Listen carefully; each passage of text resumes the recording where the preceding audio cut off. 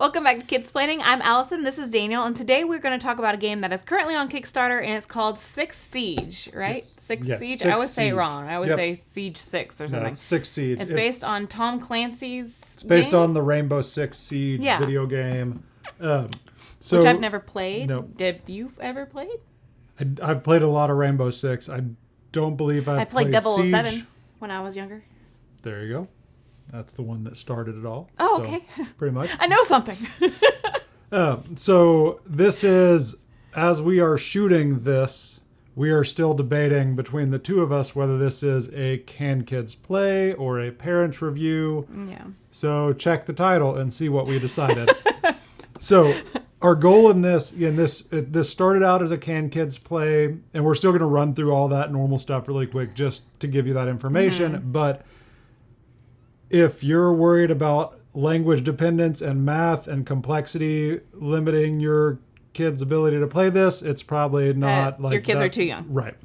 So if that is even a question, they're too young, because even though there's not really that much language dependence or math, it's still just, it's not a kid's game. It's not meant to be a kid's game. No, I played with Jared last night and he picked it up. Oh my gosh. So it was fast. supposed to be he and I playing the game together, and Jared was just going to kind of watch. He was going to watch, took over, so and he I could. just leaned back. Yeah, he was going to watch so that we could play again later. Yeah. But he picked it up so fast. So basically the game, again, it's a board game adaptation of the tactical shooting game Siege 6 Siege. See? Yeah, it's easy to do. The Tom Clancy video game. And the reason that we're doing this is because we've had this debate between ourselves looking at this. Is I grew up playing Rainbow Six games, playing Halo, playing first-person shooters, tactical shooters, all of those. I love those games. I had so much fun playing them. And so I saw this and saw an opportunity to play this with Jared. Thought that'd be a really cool way to do it, or just a cool game to play. But we realized that for a lot of people, just the theme, things like that, there's probably going to be a lot of questions from parents in my position that may look at it and kind of have that nostalgia of the video games, because I play very few video games now and I play a lot of board games. Or so from my perspective, I grew up where we didn't have gun games Right. growing up. That was just not something we did. I played 007, like I said, but I played it at my friend's house. My parents didn't know. Sorry, Mom.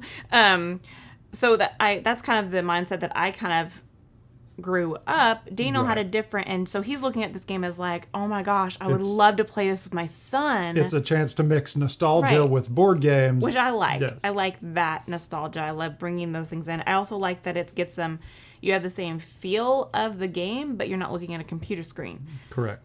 But if guns in general is something you don't want in your family, you don't want to play those games, there's nothing wrong with that. If that's your choice, then this just isn't your game, because you can't get away from that theme. Yeah, that theme is ingrained. The theme of the game is basically, I mean, there's a gun on the box. It's and there's a gun in the middle of the six. How good! Oh, I hit that really good. You did a good job. There's a gun on the box. Everyone has guns. The game is, except for Sledge. Sledge does have a little. Yeah, he has a gun and a hammer. But the game is two tactical special ops teams. There's one attacking, one defending. You have to shoot other people. You eliminate people. We all know what that means. But there is guns, there is violence in the theme of the game, but how much does that actually come through? How much of that is ingrained in it, in the conversation around the game, things like that. So that's what we want to talk about. So if guns are a non-starter for you, this game's not for you. Yeah. But where this was interesting for me, where I wanted to talk about it, was, again, this is a chance to bring my nostalgia playing Rainbow Six video games, playing those kind of games, into a board game, and play with Jared, play with Peyton when he's a little bit older and can handle the complexity of it. So basically how the game works is you have the blue team and the orange team. The blue team is attacking, the orange team is defending. There's different scenarios. There is a bomb scenario where you're trying to get in and defuse a bomb. There's a hostage scenario where you're trying to go in and rescue a hostage. And there's one other scenario that I'm drawing a complete blank on. That's okay. But the, it's a control scenario, I believe. That no, I've only played the bomb scenario, but just that's your understanding the hostage situation that may be one you want to avoid. If you're just because you do have to have that conversation and setting it up that there's a hostage. But again, what hostage, does the hostage mean? Why would someone right? But it's a token with a person on it that looks scared. Like it's not. There is no in the actual gameplay. There's no narrative to it that you have to read through. It's not like an RPG where you have a storybook and you're reading through that so-and-so is shooting at this and there's no description in the gameplay of what's happening. You set up your pieces, you take moves, you destroy walls. When you get within line of sight, you can shoot at other players, things like that. They have all these really cool miniatures. You have this map that's laid out. There's going to be way more miniatures than this too in the final version. This is just the prototype. Yes. So you have this map that's laid out, and this is a one-sided board. The base game is going to come with a two-sided board. And just to be clear, they did not reach out to us to do this. I actually only got this prototype because another reviewer lives where we live and asked if we wanted to try it out. And I just saw this. Again, Allison and I started having this conversation. Just recently, So I reached out to Mythic and asked if they'd be okay with us having this conversation on camera. Typically, this wouldn't be a game that we get for our channel. Right. But because we had this opportunity and because of how strongly you are Daniel. Yes, I'm Daniel. Because he wanted to play this with Jared and just realizing, oh my gosh, that would be really, really fun, is the reason that I was like, okay, well, this is, even though it's definitely not a kid's game, family game, it can be a really cool father and son, or if a mom played this too, I'm not going to just narrow it down to the dad. Most dads are the ones that have played this. To have that experience with their child. I mean, you and I play this. Yeah. I play this. I'd beat you at this. No question. Just because. But I will say when it comes to theme, though, especially when younger kids and even just adults, the detail on just these prototype pieces, the 3 elements, the pool table has got to be my favorite.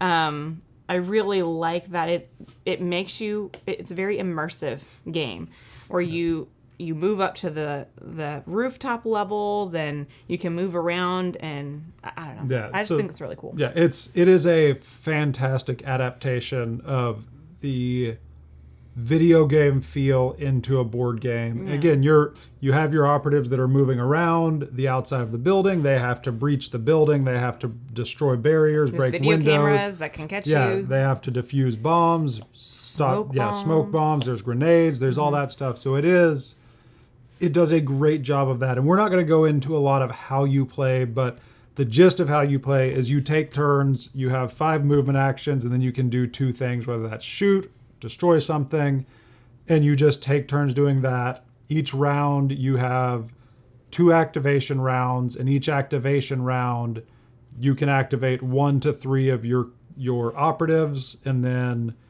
again you move them, you do they each have different actions that they can do. They have special actions, but you're just moving and kind of splitting it up. So each round both players will have 2 different activation rounds, but each round you only get to activate your operative once. So if I activate Blitz on the first activation phase of round 1, I can't activate him again the second phase. There's so many strategic ways to play this game. You can put people in Overwatch where if an opposing player walks into their line of sight, they immediately fire at them, things like that. That just it is so strategic and so much fun to play. It is one of those games that the more you play it, the better you're going to get at it, more so than most other games where you can kind of get away with some luck. Like it's just like the video game. The more you play it, the better you'll be at the strategy, the better you'll be at utilizing people's individual skills and abilities. But we need to talk about the question of kids playing it, how the theme actually plays into the gameplay, all of that. So my full endorsement of the game. It's great if it interests you. If you're worried about any of that, it's a fantastic adaptation of the game into a board game. So if you like the game and you like board games, you will probably enjoy this experience. Language dependence, just so that we'll knock these out. Language dependence during the game, the only thing is the writing on the character cards that tell their special abilities. The rule book there's a lot. So lots of rules, but there's no reading in the games. Complexity, yes. Yeah, just yes. Math, you have to add up shots fired, things like that. You have to count spaces. Clear winner or loser, yes. There is a clear winner, clear loser at the end of the game. All of that. I think did we miss anything that we need? Theme and artwork, that's the big one. We're going to touch on that in just a second. I will say, as far as strategy goes, this can go into it. There is, you didn't play this with Jared, but there is an app where you have a timer on it. Every person gets a certain amount of time for each round. As your players are eliminated, your time is shorter per that round. Right. And so there is an app that you can use for that, and it has music and stuff that goes with it. I don't think it has music.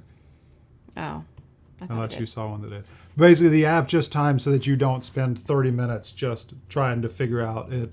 So if you're playing with younger players, that might be a little stressful, especially for the first few games. And even they recommend not playing with the app or doing untimed the first couple rounds. But it does have a companion app that does keep you timed. Like I said, at the beginning of each round, it asks how many players you have, or how many operatives how many operatives you have left, so that it can track and account for your time that way. So that is there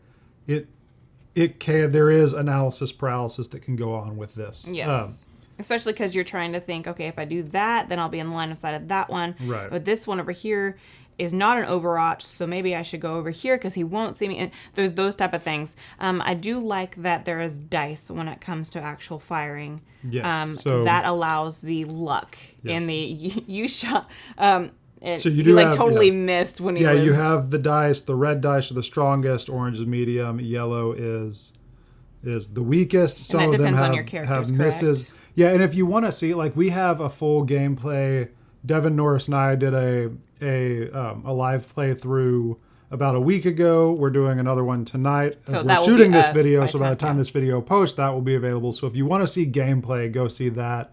But yeah, the first game we played, I think he was here, I was here. I shot him I rolled 4 dice and got like 2 hits. And then he shot me back.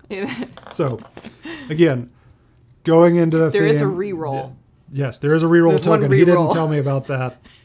I didn't know You'll about need to that. watch that. Go watch that. It's funny. So, because we keep talking about shooting, we need to talk about the theme because that's really the crux of this video. Yes. So, within the gameplay, again, there's no narrative, there's no storybook that goes along with it where you're actually like reading so-and-so shot so-and-so and blood everywhere. None of that. There is no actual gore.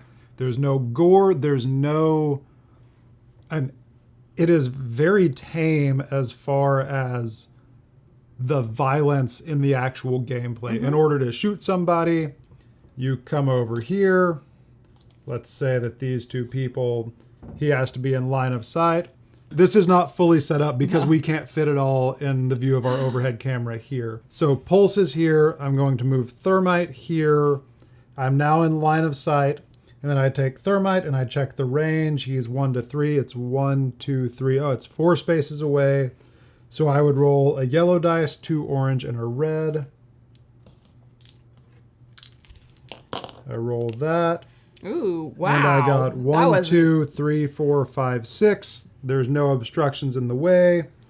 Pulse has 5. Oh, he has 4 health.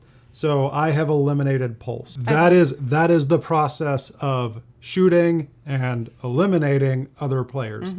There's no narrative that goes along with that. There's no flip to page 17 and read the Pulse gets eliminated story. So if you don't like bullet ideas, you can be like, it's paintball. Right. So you really want to get around it. but being totally honest in that, playing with Jared, he would come in and he'd say, well, what if I do? And I helped him walk through the game so that he would get it and not just get frustrated with it. So I gave him recommendations, but he said, I want to come in here and do this. And I'm like, if you do that, I'm going to shoot you. So, and if you shoot me, I kept hearing that over and over again. I'm going to shoot you back. So again, we personally have no issue with that in this context. We don't talk like that out of the game context. And we don't play a lot of shooter. We don't really play any shooter games. They have Splatoon, where they're shooting people with paint, but they don't play a lot of shooter games. They've watched the Marvel movies, things like that. So they've seen. We have what is it, Zelda, so they're Yeah. fighting things. Like Right. seeing the Marvel movies, like we don't stay away from all themes like this. It's just not a prevalent gameplay, especially video gameplay that we have in our house. But even yeah. even within that theme and being okay with that, I would not be okay with it. There are things that would make me not okay with it. Yeah, and if make me there really was not okay with blood splatter tokens, things like that. Yeah. I don't have them here again. I didn't put them out, but when someone gets shot, you just put a little red marker on there that's like a little blast token just to count them up. But there's no gore, there's no like bloodshed, there's no violent narrative beyond the Even though it's very detailed. Yeah. That's something that they left out, which I'm grateful for. but beyond the like, I'm going to throw a grenade in there. All of the active, smoke. all of the active violence in the game is rolling the dice and counting hit points, things like that. It is very well done in a way that I have no problem playing with Jared. Again, we don't shy away from just the talk of guns and things like that. We don't have an issue with that in our house. But we do have an issue with gore. Yes, we have an issue with gore, and we have an issue with detailed violence and scary, that type of thing. This isn't in that category. If it was an RPG where it was like go up to the person and narrate how you're gonna stab them or something, that would be totally would not be okay in our house. Yeah, totally off the table. But the way it handles the violence is very tame. Again, you just saw the entire. That is as violent as it gets in the actual gameplay. It's very thinky as far as strategy wise. It is an incredibly deep strategy game. I like that. I like I said, when I played 007, I was like the best sniper out there. And I like that kind of feel with this of just, okay, if I'm going to be sneaky this way, because you can see everything. Yes. So I like that type of thinky. And there's something that we struggled with the rules at first and had to clarify with them is there's these little tokens that go on the front of somebody when they stop. You can put your player in Overwatch, which means they are on alert. They're watching for somebody. 180 they can see. 180 degrees from the front of their player. So if I walk here, I'm now line of sight. And here, if I walk across this doorway, they're going to get the chance to fire at me twice until I clear their line of sight. Because he's moved twice in that space. Which completely, like, originally I thought, okay, I could just run across here. No, it's if I enter their line of sight, every space that I move into counts as an opportunity for them to fire at me. So it really, when you fully understand the rules, which is going to take a few plays just because there's so much, and again, it's like the concept is actually fairly simple. It's just like little moves like that where it's like, I get 2 opportunities to shoot. Those things make it, you need to have some grace period in that learning curve. But as far as like concept is which really, is the same with the video game. And the video game is like you go get whatever guns they have and you just kind of run in and shoot at people. You're not strategic with it the first time you play, and you're not strategic with this the first time you play. It's very much it's very much just getting your sea legs and trying to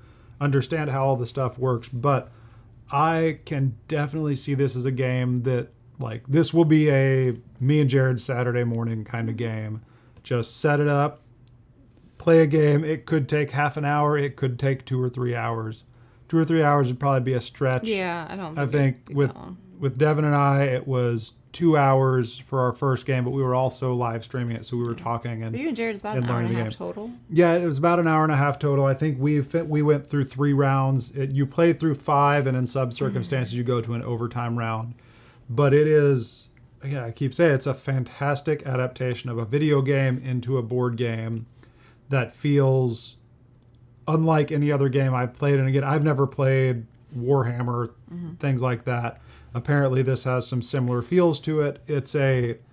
I've had a blast every time I've played this. Now, someone asked, because I posted a photo of this on my Instagram, and they were like, wow, that looks like a lot of setup. And something you had mentioned that I thought was really cool is you said in the final version, the Kickstart version, the setup is actually part of the first and even in this one, we didn't do the setup during the live stream, the first one, just to make it go quicker. Okay. Our second one, we are going to do it so that we can demonstrate that. But so all of this, and you can see the spots on the map, like this shows where things go. And again, in the full Kickstarter version, this is a prototype. So this only has one side to the map. In the full version, it's going to be a 2-sided map, and they also have additional map packs that you can buy. But this shows you where all the desks go. There's only one L-shaped desk. It doesn't really for actual gameplay purposes, it doesn't matter which of these 2 space desks goes where. But so those all go places. These barricades go certain places. But then as you go through, like in the setup, you can place 3 armor panels on free door locations or as replacements for barricaded doors or windows. So you have the opportunity. I think there's a little bit of setup with the attacking, with the defending, or no, with the attackers. But the defenders are setting up this area to defend the map. So you can pick where things go.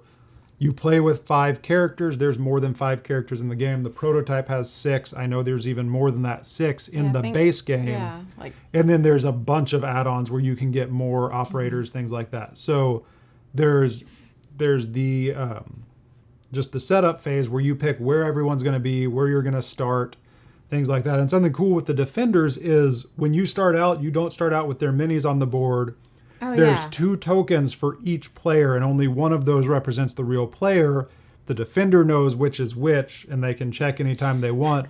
When we played last night, there was one of his people, their token was on the toilet, and I was like, we need to go get him. It's the best time to get them is when they're on the toilet. You know, it wasn't really him.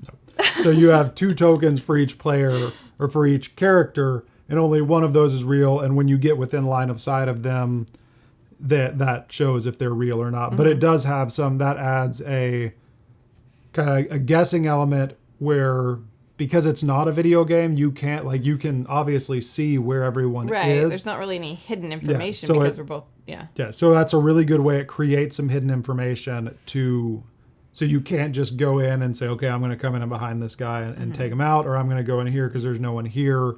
Like it creates the opportunity for the other characters to be all over the board, and you don't know until you get to them whether that's the real person or not. And you may strategically sneak up on somebody, and it's not really the character, which is really frustrating. Yeah. So it's funny at the same time. So I will say that when Daniel presented this to me, like, hey, I really want to do this, I was kind of like, I don't think so. Yeah. I really don't think so. He walked me through the game, what to expect, his perspective on it. And I've definitely warmed up to it. And then seeing Jared play it last night and me playing it. So I'm definitely more on board with the game because of even though the theme I was kind of just very hesitant on. So I'm for the game. I'm really excited to have that bonding with you and the boys. And I'd like to play it with you too. So. Yep. Because it will That's how it goes. So theme, you can't get away from the guns. You can't get away from the shooting.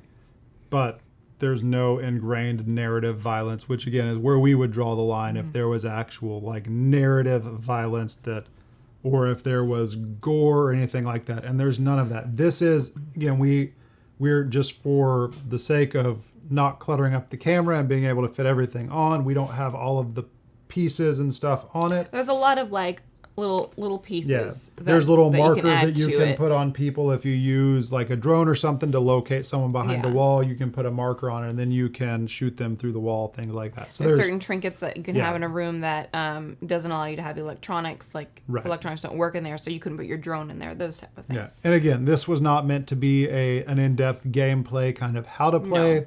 There is a lot of that. There's other videos online. I know Quackalope and Board Game Co. have both done videos on it. And we have a couple of actual gameplay, live playthroughs on our channel. You can check those out.